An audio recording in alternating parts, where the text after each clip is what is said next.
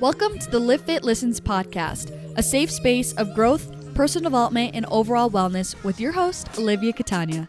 Diving into the realms of all things health, conscious living, mental expansion, and much more, this podcast is designed to help you evolve into your best self and live fit. Let's get into the show.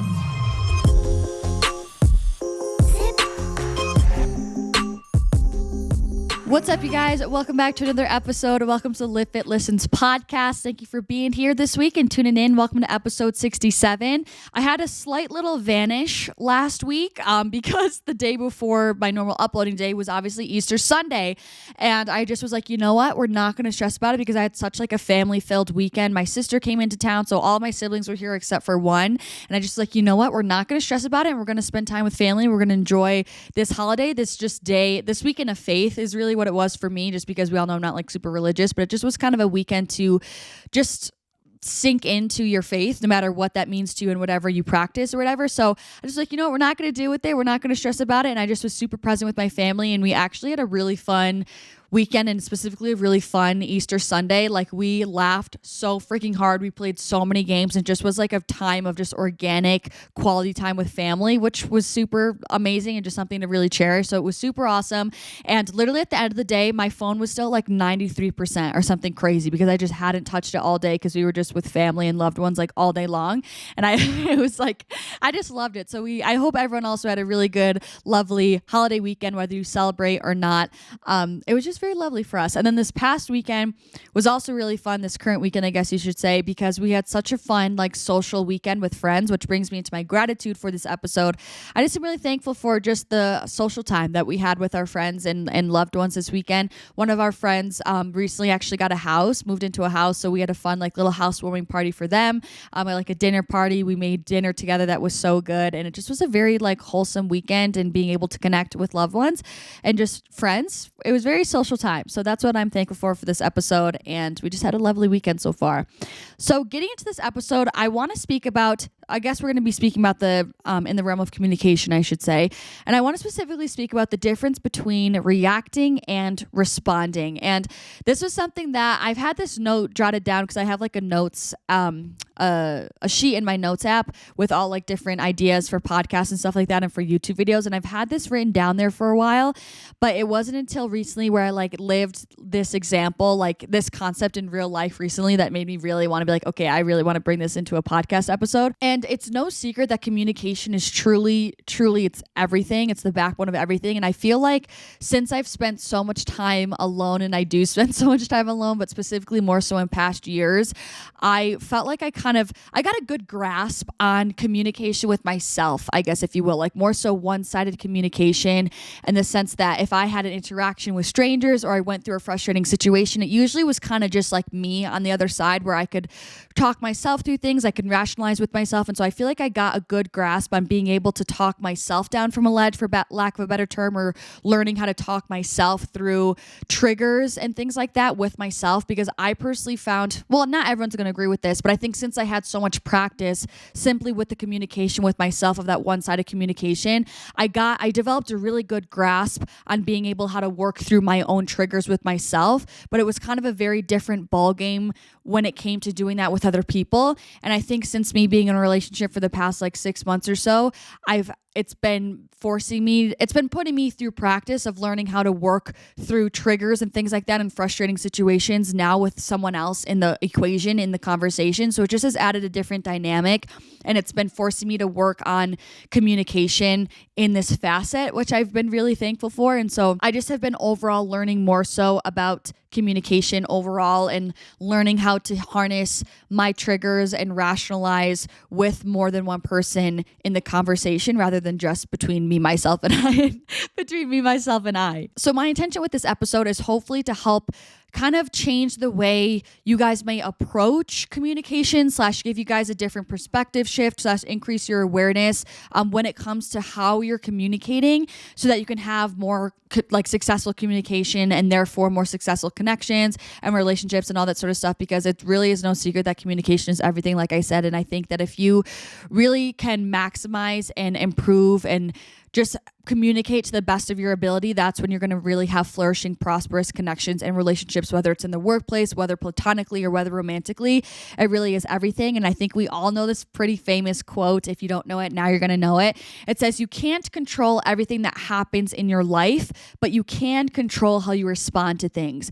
And so that's kind of my point here, is just that your response to things, whether it's interactions with strangers, interactions with loved ones, or situations, your response is truly everything. That's what dictates everything. And that's where your power lies, right? There's certain things, of course, as manifestations and everything, where you can come into alignment with opportunities that you want to have. But at the end of the day, there's always things that kind of happen to us that we didn't see coming, or we didn't go out and consciously seek. And so us being able to have responsible response, I kind of almost want to say like coping mechanisms in a way, is super powerful. And it's our responsibility to really learn how to respond healthily in a healthy manner. And this is kind of make me think, to go back to that quote as well that says nothing is either good or bad, but thinking makes it so.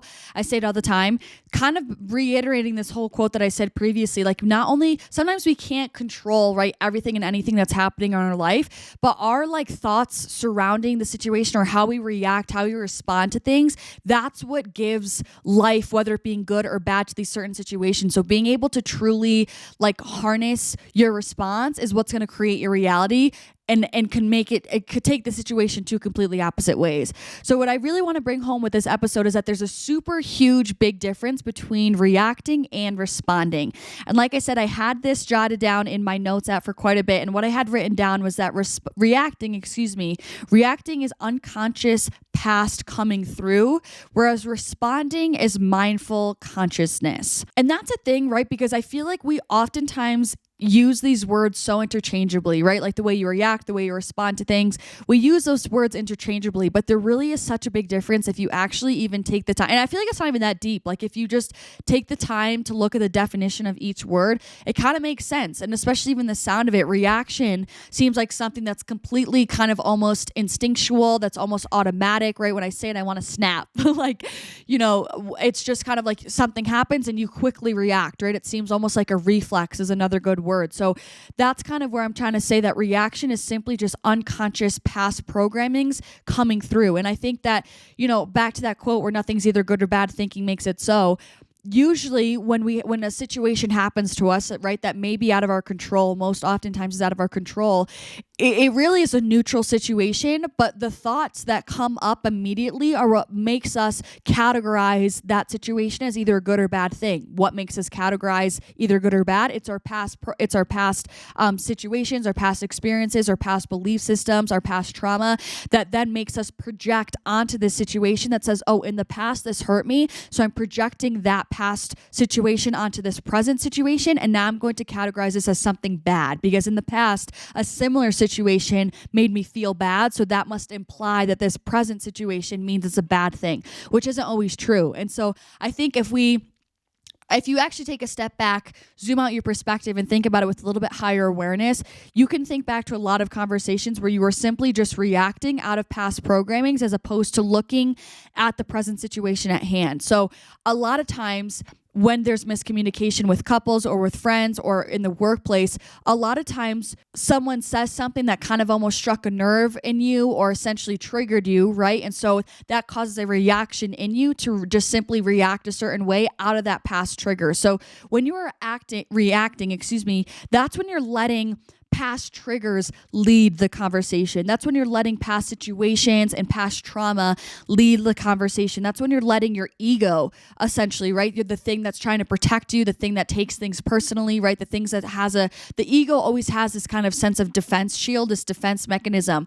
And so it's letting the ego lead the conversation. So if you look at that list, right? Past triggers, past situations, past trauma, your ego, all of those things, none of that is from a place of higher awareness. All those things are from past programmings that molded your triggers, that molded the trauma, that molded your ego to act from a place of defense, all that sort of stuff from a defensive headspace. You're letting those past situations dictate this present interaction in any which way.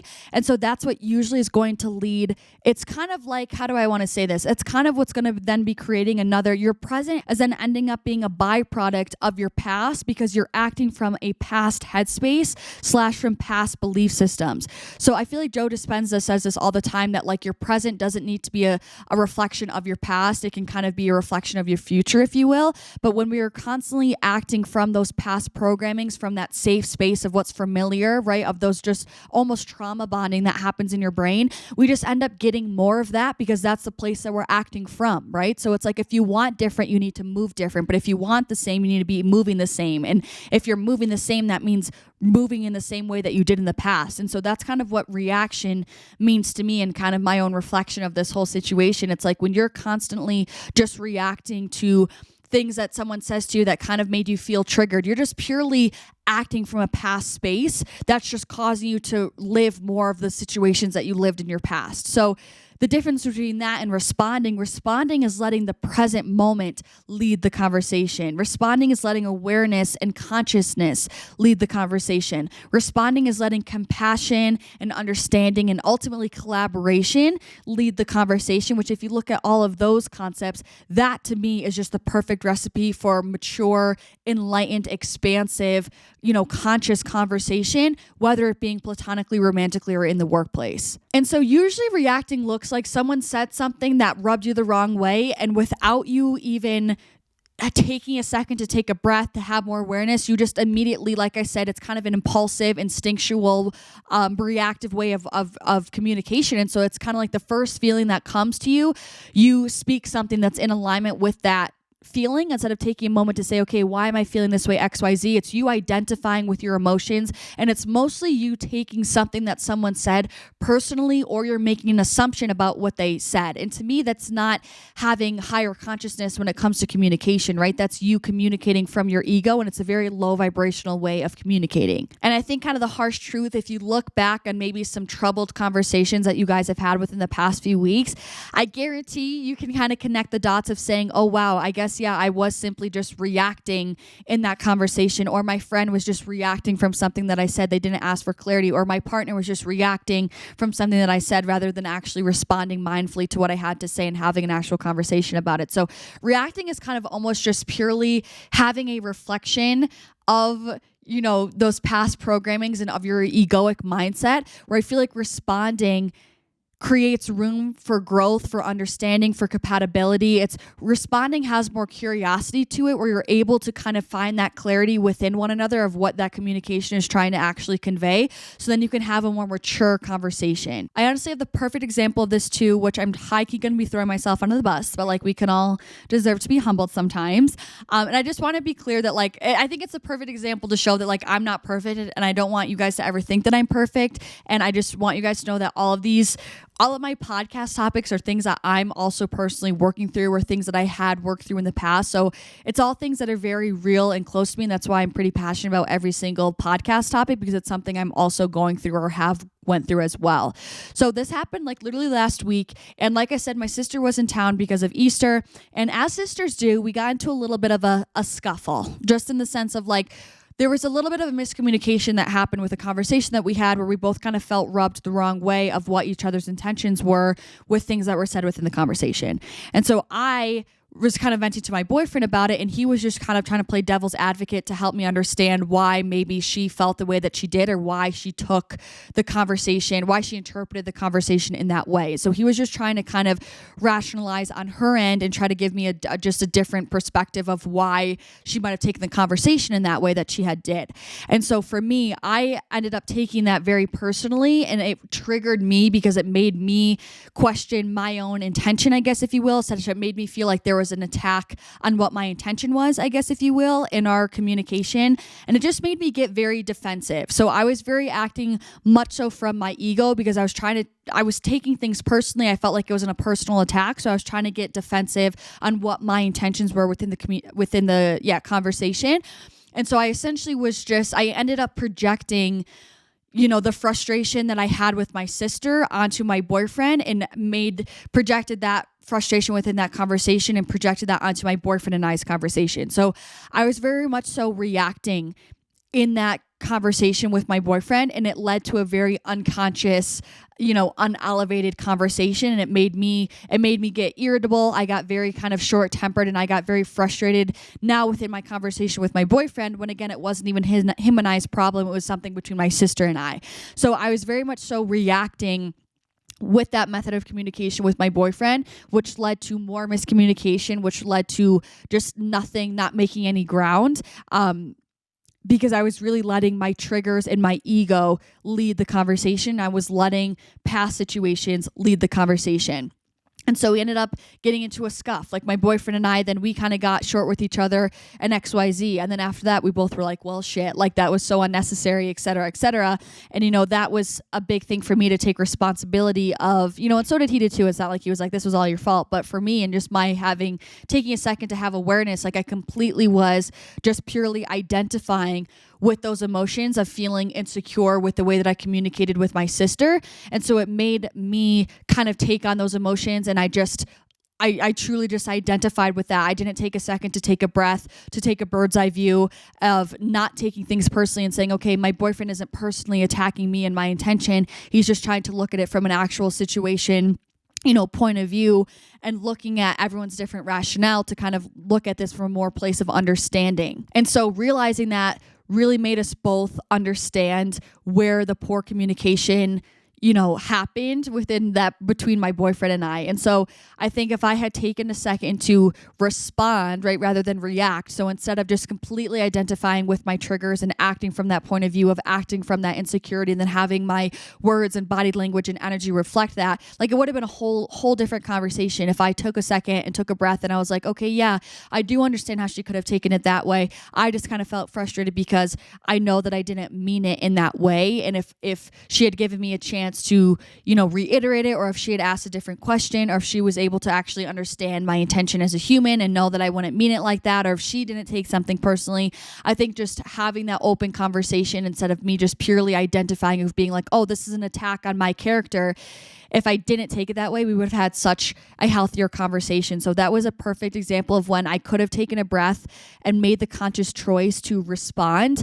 And instead of living from that past frustration with my sister and letting the present moment of with my boyfriend of saying, hey, let's kind of get to the bottom of this, of seeing where that miscommunication lied, and having more compassion for my sister's point of view, and taking being in a more understanding space for my sister's perception, I think would have led to a totally different, more successful conversation. So then that resulted in my boyfriend and I having another conversation later of basically all that sort of stuff. And so I just kind of, with that example, I just want to show how big of a difference it does make of, it's the same situation and it totally could have went two different ways. And that's not to say that, the situation was all sour, or the dynamic between my boyfriend is all sour and spoiled now. It's just simply the way of how you handle situations makes all the world of a difference. And again, this could be even a small, simple perspective shift within your own mind with yourself, right? Of how you're interpreting things, and that's causing you to push someone away, when really, if you just take a breath, you make some space with your emotions,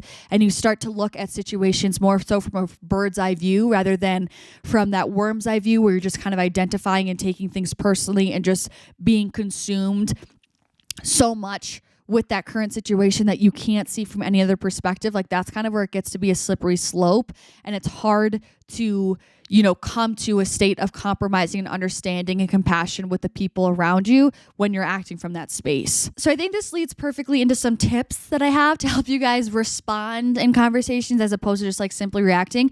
Number one thing I want to say is to don't identify with your emotions, with the conversation, with someone's feedback, with an opposing opinion.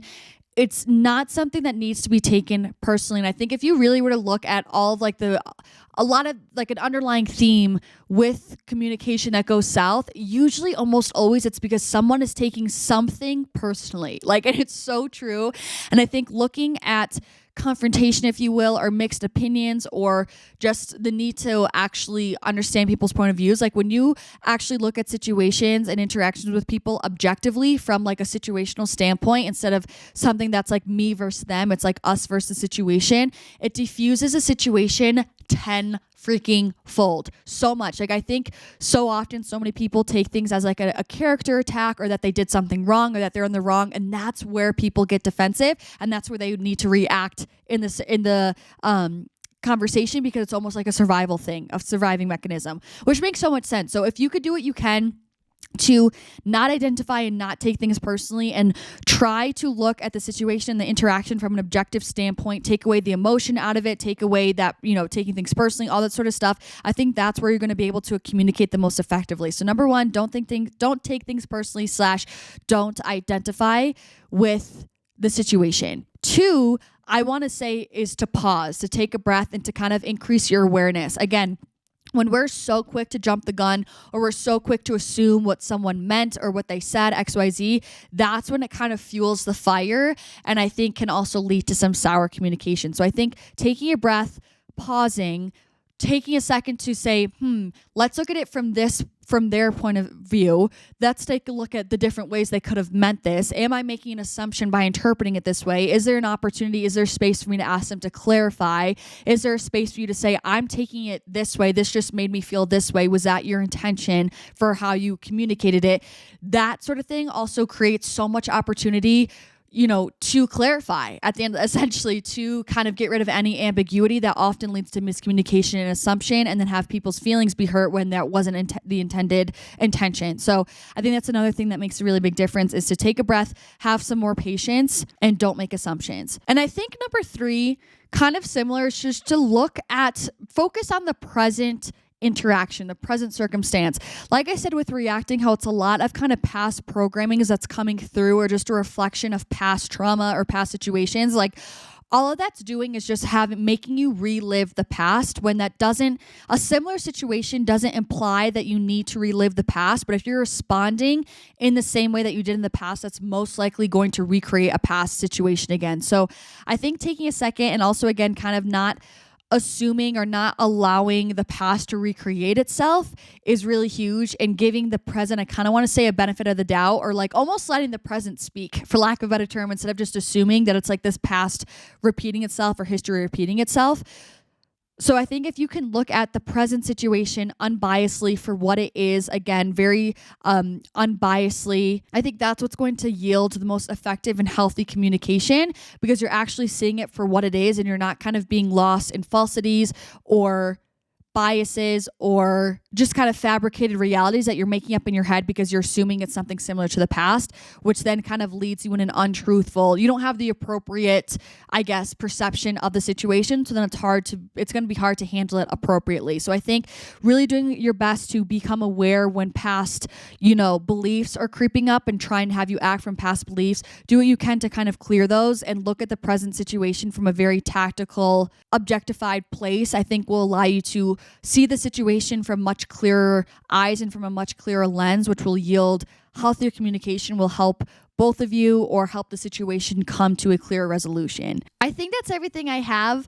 Basically, my main theme here, my main message is just to kind of encourage you guys and just increase that awareness, to have more awareness and consciousness when you are communicating with other people. You don't need to be so quick to jump the gun. You don't need to just simply purely react out of past programmings. Like, have more awareness with how quick you are to answer things, and do what you can to kind of slow down and to operate from a higher consciousness, more expansive awareness place, where you can actually respond from a more elevated, mature, calm, collected space, to allow the present moment and compassion, understanding, collaboration to lead the conversation, as opposed to letting past triggers, past traumas, and your ego lead the conversation. When we can do what we can to be, act from our higher self and to act from consciousness, like that's where our healthiest world is going to be. And that very much so includes healthier communications, which also yields and leads to healthier connections and relationships. So for the affirmation for this epi, I am intentional with how I respond to appropriately communicate my higher awareness. I am intentional with how I respond to appropriately communicate my higher awareness. That's it, you guys. I really hope this epi gave you a little bit of a perspective shift, help you increase some awareness, and I really hope that this helps strengthen your guys' communication with loved ones and with strangers and with everyone else that you want to communicate with. But I'm sending you guys so much love. Thank you guys so much for tuning in, watching, or listening. I'm sending you so much love, and hopefully I'll see you in the next epi. Peace out.